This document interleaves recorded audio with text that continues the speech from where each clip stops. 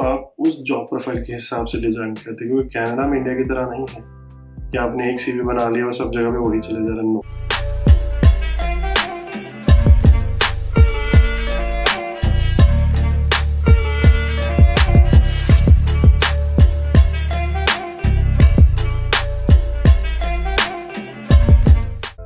आप एक HR manager हो, आप एक टीम भी मैनेज करते हो, आप कंपनी के लिए पॉलिसीज भी बनाने में हेल्प करते हो, आप पेरोल्स भी हैंडल करते हो, प्लस आप अदर एक्टिविटीज में भी इन्वॉल्व हो। इन शॉर्ट आप ऑलराउंडर हो, which is a very good thing. But एक्सेस एंट्री में आपको प्रोफाइल सबमिट करने के लिए चाहिए होता है एक एनओसी कोड, और हर एक एनओसी कोड की जॉब की रिस्पॉन्सिबिलिटीज और क्राइटेरियाज अलग अलग होते हैं। Hello and welcome everyone to another video. आप टाइटल और थंबनेल देख के समझ गए होंगे कि आज की वीडियो में हम क्या बात करने वाले हैं। जी हाँ, आज की वीडियो में हम बात करेंगे एनओसी कोड क्या होता है, कैसे आप चेक कर सकते हो आपके लिए राइट एनओसी कोड कौन सा है, रोल्स एंड रिस्पॉन्सिबिलिटीज क्या होते हैं। आज की वीडियो में हम ये सब कुछ कवर करेंगे। Before we start the video, अगर आप चैनल पर नए हैं तो आपका स्वागत है। So do check out the video जो मैंने एक्सेस एंट्री प्रोफाइल के लिए ऑलरेडी बनाई हुई है अपने चैनल पे, और चैनल को सब्सक्राइब करके बेल आइकन जरूर दबा के जाना जाते हुए। Let's start the video. आज का हमारा टॉपिक है NOC code, national occupation classification code. NOC code को डिटेल में बोला जाता है नेशनल ऑक्यूपेशन क्लासिफिकेशन कोड। अब ये जरूरी क्यों होता है, क्या काम करते हैं, let's talk about it. Basically जो एनओसी कोड्स होते हैं वो थ्रू आउट कनाडा जितनी भी जॉब्स पब्लिश होती हैं लोकल पोर्टल्स पे या गवर्नमेंट ऑथराइज्ड वेबसाइट्स पे, उनके लिए हर एक जॉब के लिए अलग अलग एनओसी कोड डिफाइंड होते हैं। अब हर एक एनओसी कोड अलग होता है तो हर एक एनओसी कोड की जॉब की रोल्स एंड रिस्पॉन्सिबिलिटी अलग होगी, एजुकेशन रिक्वायरमेंट अलग होगी, स्किल सेट अलग चाहिए होगा उनको।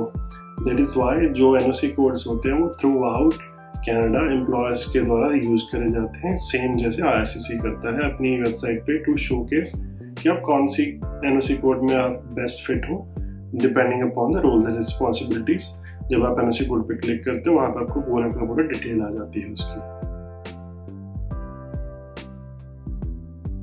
अब एनओसी कोड जो है सिर्फ एम्प्लॉयर्स या गवर्नमेंट को हेल्प नहीं करता है। एनओसी कोड बहुत ही ज़्यादा यूजफुल होता है जो लोग जॉब सीकर्स होते हैं, जो लोग जॉब ढूंढ रहे होते हैं वहाँ पे, उनको सिर्फ एक एनओसी कोड डालना है, उसकी जितनी भी रिक्वायर्ड जॉब्स अवेलेबल हैं लेबर मार्केट में सारी की सारी आपको दिख जाएंगी वहाँ पे। So you don't have to manually search team lead की जॉब कहाँ पे है, मैनेजर की जॉब कहाँ पे, रिसेप्शनिस्ट की जॉब कहाँ पे है। सो आप बेसिकली सारी की सारी एक एनओसी कोड डालोगे। लेट्स से अपने ओंटारियो में सर्च करना है कि एनओसी कोड फॉर एग्जांपल 1 2 3 की जॉब कहाँ पे है, तो आपको जहाँ जहाँ पे भी अवेलेबल है सारी डिटेल्स उसमें आ जाएंगी। You don't have to go anywhere else.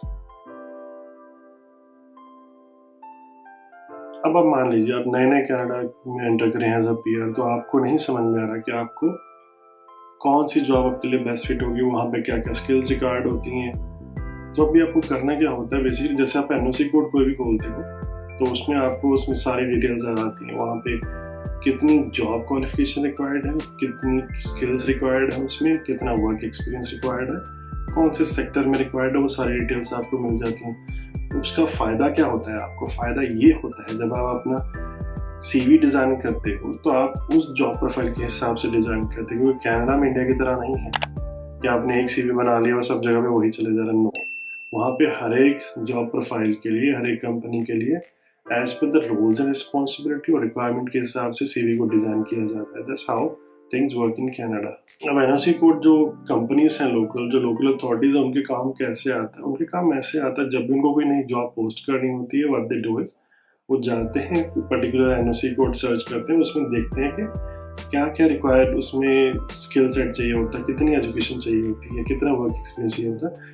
वो सब चीज़ें अपनी जब भी वो नई जॉब पोस्टिंग करते हैं उसमें वो सारी डिटेल्स उनको डालनी मैंडेटरी होती हैं। अदरवाइज वो मैच नहीं करेगा और people will not apply to it, और उनकी जो रिक्वायरमेंट है एम्प्लॉयर की वो पूरी नहीं हो पाएगी।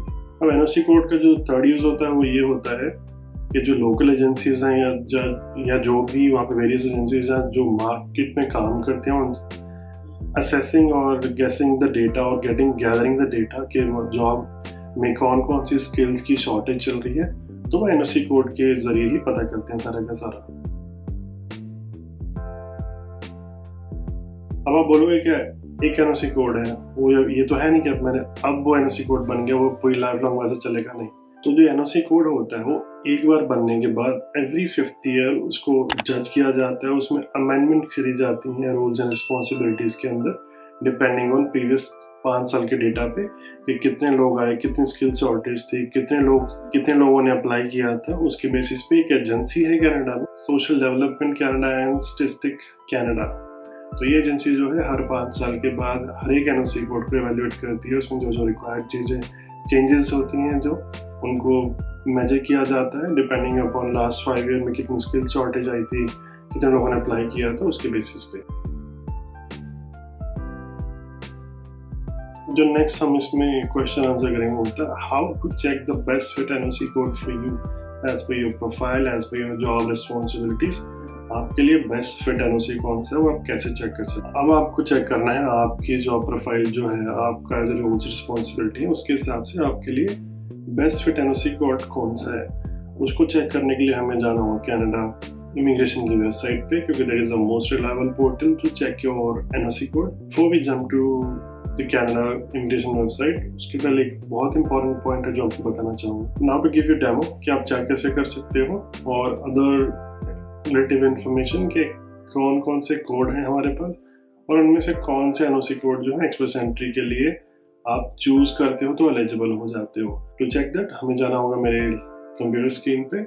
Let's go to Canada immigration website and check the details. So अभी हम आ गए हैं कनाडा गवर्नमेंट की वेबसाइट पे, जहाँ पे हमें चेक करना है कि एनओसी कितनी टाइप की एनओसी होती है और कौन सी में हम एलिजिबल होते हैं इन एक्सप्रेस एंट्री।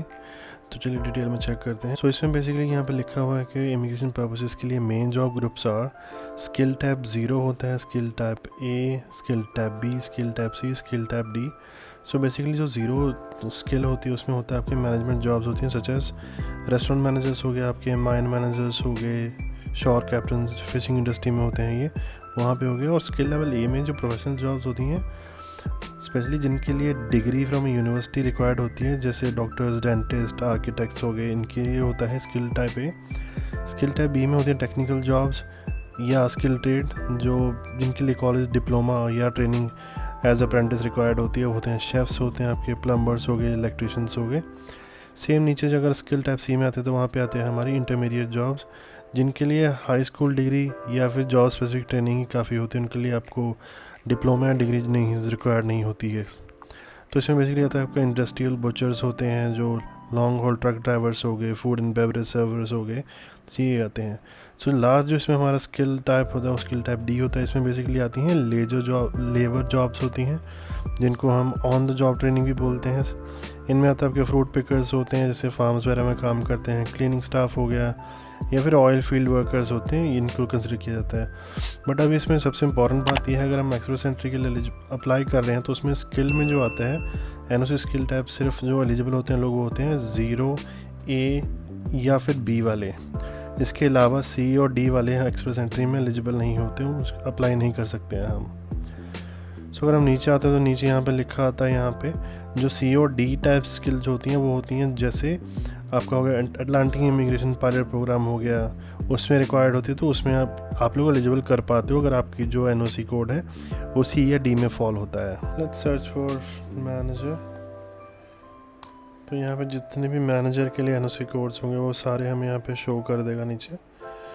सो यहाँ पे हम देख सकते हैं हमारे पास मैनेजमेंट ऑक्यूपेशन में कितनी सारी एनओसीज आ गई हैं। सीनियर गवर्नमेंट मैनेजर ऑफिशियल्स, अगर आप फाइनेंस इंडस्ट्री से बिलोंग करते हो तो फाइनेंस मैनेजर में आपका एनओसी कोड आ सकता है। अगर आप ह्यूमन रिसोर्स मैनेजर हो तो आप ये चेक कर सकते हो 0112। लेट्स क्लिक ऑन इट, इसमें डिटेल चेक करते हैं। तो अभी ह्यूमन रिसोर्स के लिए एग्जाम्पल टाइटल जो और भी हो सकते हैं इसमें वो भी मेंशन होता है। तो इसमें बेसिकली जो इस प्रोफाइल के अंदर कवर हो सकते हैं टाइटल वो हो सकते हैं आपके employer employee relationship manager, human resources administrator, human resource manager, industrial relationship manager, pay and benefits manager. तो ये सारे इसके अंदर कवर हो जाएंगे इस एनओसी कोड के अंदर, अगर आपका टाइटल में से भी कोई है तो। जैसे मैंने बताया था वीडियो में पहले कि इसमें सारा मेंशन होता है कि पर उस पर्टिकुलर एनओसी कोड के लिए क्या क्या ड्यूटीज़, जिसको हम रोल्स एंड रिस्पॉन्सिबिलिटीज़ बोलते हैं, क्या क्या होनी चाहिए उसमें। बेसिकली इसमें होना चाहिए plan, organise, direct control, evaluate operations of human resource personnel requirements. तो इसमें बेसिकली उनको प्लान भी करना, इवेलुएट करना, तो बेसिकली ये सब इसमें रिस्पॉन्सिबिलिटीज आप चेक कर सकते हो। अगर आप ह्यूमन रिसोर्स मैनेजर हो, आपके इसमें से रिस्पॉन्सिबिलिटीज़ मैच हो रही हैं या आपकी रिस्पॉन्सिबिलिटी सेम है बट यहाँ पे वर्डिंग डिफरेंट है, तो still you can choose it. और आप जब अपना रेफरेंस लेटर बनाओगे एक्सप्रेस एंट्री प्रोफाइल के लिए तो उसमें चेंजेस कर सकते हो और HR से उनको अप्रूवल ले सकते हो आप जब बनवाओगे उसे। तो इसमें जैसे मैंने बताया था, इसमें आपकी क्वालिफिकेशन रिक्वायरमेंट्स क्या होते हैं वो भी मेंशन होता है। इसमें बेसिकली जैसे लिखा है यहाँ पे, बैचलर्स डिग्री चाहिए in the field to personnel management such as business administration, industrial relations, commerce और साइकोलॉजी, और completion of professional development programme in personnel administration required. तो इसमें बेसिकली सारा कुछ आपको मेंशन रहेगा। एडिशनल रिक्वायरमेंट्स भी इसमें मेंशन होती हैं। एक्सक्लूजन मतलब इसमें कौन सी टाइटल्स जो होते हैं या रिस्पॉन्सिबिलिटीज़ होते हैं वो इसमें नहीं होनी चाहिए। ये बेसिकली टाइटल्स हैं, जैसे हो गया ह्यूमन रिसोर्सेज है रिक्रूटमेंट ऑफिसर, वो इस NOC कोड के अंदर फॉल नहीं होगा, उसके लिए NOC कोड डिफरेंट है। जैसे हो गया आपका ह्यूमन रिसोर्सेज प्रोफेशनल्स हो गया, वो इसमें नहीं आएगा। अभी चेक करते हैं एक और NOC कोड चेक करते हैं यहाँ पे। Let's check computer information system managers. तो इसमें जैसे मैंने पहले लास्ट NOC में बताया था आपको, ये सारे टाइटल्स में से अगर आप कहीं पे फॉल होते हो तो आप ये NOC code 0213 computer information system managers का चूज़ कर सकते हो, आपके लिए एप्लीकेबल होगा। बट मेक श्योर कि इसमें से जो रोल्स एंड रिस्पॉन्सिबिलिटी मैंशनड है उनमें से आप एटलीस्ट 60 to 70% आपकी जॉब ड्यूटीज़ मैच होनी चाहिए। अगर मैच होती हैं बट वर्डिंग डिफरेंट यहाँ पे यूज़ करी गई है या आपके डिपार्टमेंट में अलग यूज़ करते हैं, still you can tweak a little bit आपका जो रेफरेंस लेटर होगा उसको, बट आपका ये चल जाएगा। देन नीचे यहाँ पे लिखा है आपकी एम्प्लॉयमेंट रिक्वायरमेंट्स के जो डिग्री वगैरह क्या चाहिए होती है आपको सारा आ जाएगा यहाँ पे। ये जो नीचे NOC कोड, ये जो टाइटल्स मेंशन है, ये इसमें एक्चुअली डिफरेंट NOC कोड, जैसे हम बोलते हैं यहाँ पे कंप्यूटर इंफॉर्मेशन सिस्टम सुपरवाइज़र, तो ये आएगा आपका 217 में आएगा ये। अगेन आगे उसमें सेम, जैसे अगर हम बात करते हैं information system analyst and consultant, वो एक अलग NOC कोड 2171 में आता है। मेक श्योर करेंगे अगर आपके जो NOC कोड है, आपकी जो मेन रिस्पॉन्सिबिलिटीज़ हैं, अगर वो ये सारी फॉल होती हैं यहाँ पे, बट आपको पता है कि इसमें जो आपकी रोल्स एंड रिस्पॉन्सिबिलिटीज़ है वो यहाँ पे मेंशन नहीं है बट किसी और NOC कोड में मेंशन है। लेट्स से अगर इसमें से भी आता है आपकी रिस्पॉन्सिबिलिटीज़ हैं, इसमें भी आपकी आती हैं, तो आपको क्या करना होगा, आपको एक मेन NOC कोड रखना होगा अपना एक्सप्रेस एंट्री प्रोफाइल के लिए। उसके अलावा आप मल्टीपल NOC कोड्स रख सकते हैं जो सेकेंडरी होंगी, वो प्राइमरी नहीं होंगी। बट आपको मेक श्योर करना है आपको एक उनमें से प्राइमरी चूज़ करना होगा जिसकी रोल्स एंड रिस्पॉन्सिबिलिटीज़ आपकी करंट रिस्पॉन्सिबिलिटीज़ से 60 to 70% मैच करती होंगी। अगर उसमें कोई नहीं मेंशन है तो आप अनदर NOC कोड भी चूज़ कर सकते हो, बट वो आपका सेकेंडरी हो जाएगा। You need to have one primary NOC code, उसके अलावा आप मल्टीपल NOC कोड चूज़ कर सकते हो, वो सेकेंडरी रहेंगे। पर आई होप आपको ये वीडियो पसंद आई होगी। अगर पसंद आई है तो do like, comment and share this video and also subscribe to the channel, क्योंकि मैं हर एक ट्यूसडे और फ्राइडे शाम को इंडिया टाइम के हिसाब से वीडियो पोस्ट करता हूँ। अगर आप चाहते हैं वो वीडियो मिस ना हो तो आप चैनल को सब्सक्राइब करके बेल आइकन को प्रेस कर दें, सो दैट जब भी नई वीडियो आएगी तो आपके पास नोटिफिकेशन आ जाएगा। तो ये सब था आज की वीडियो के बारे में। आप अपने NOC कोड कैसे चेक कर सकते हो, आप अपने लिए बेस्ट फिट NOC कोड है अपनी रिस्पॉन्सिबिलिटी के हिसाब से कैसे चेक कर सकते हो। अगर वीडियो पसंद आई हो तो लाइक, शेयर, कॉमेंट करना। कॉमेंट में मुझे ज़रूर बताना है कि आपका कौन सा NOC कोड है जिसके लिए आप एलिजिबल हो रही है। अगर नहीं हो रहा, आपको कोई भी हेल्प चाहिए तो आप मुझे इंस्टाग्राम पर फॉलो कर सकते हो, अदरवाइज कमेंट में मेंशन कर सकते हो कि आपको क्या प्रॉब्लम आ रही है। I will definitely try to reply you as soon as possible. Thank you for watching, मिलते हैं नेक्स्ट वीडियो में।